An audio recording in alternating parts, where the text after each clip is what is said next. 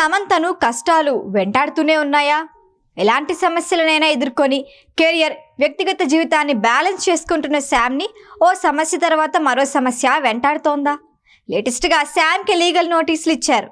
ఎవరు, ఎందుకు అనే ఫుల్ డీటెయిల్స్ తెలుసుకుందాం.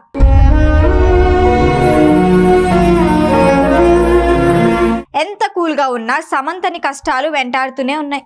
అనారోగ్య సమస్య నుంచి కోలుకుంది. వ్యక్తిగత జీవితంలో సమస్యలని అధిగమించింది. చిన్న బ్రేక్ తర్వాత కెరియర్లో ఇప్పుడిప్పుడే దూసుకెళ్తోంది. రీసెంట్గా ఆమె తండ్రి చనిపోయాడు. అదే టైంలో మాజీ భర్త నాగచైతన్యకి పెళ్లి జరిగింది. ఇది సంతోషించాల్సిన వార్తే, కానీ ఎప్పటికైనా శామ్ చైతు కలుస్తారని కొందరు అభిమానులు ఆశించారు. వారి ఆశలపై నీళ్లు చల్లినట్లయింది. అవన్నీ అధిగమించాల్సిందే అని తను ధైర్యం చెప్పుకొని అడుగువేస్తోంది. రీసెంట్గా సిటాడెల్ హనీ బనీ వెబ్ సిరీస్తో వచ్చి హిట్ అందుకుంది. ఆ తర్వాత తనకు ఎలాంటి ప్రమేయం లేకుండా కొండా సురేఖ కామెంట్లతో వార్తల్లోకి వచ్చింది.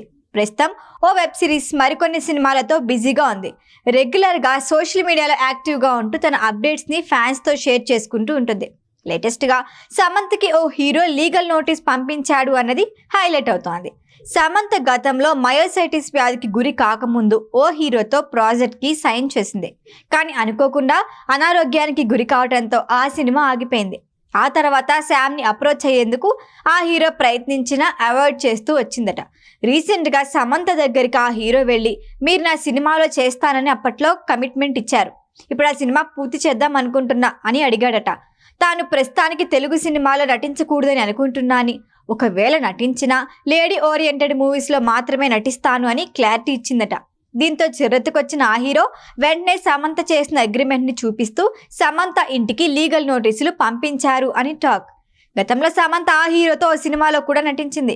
ఆ కాంబో హిట్ అవడంతో మరో మూవీకి సైన్ చేసింది అప్పట్లో. కానీ ఆ తర్వాత పరిస్థితులు ఊహించని విధంగా మారిపోయాయి.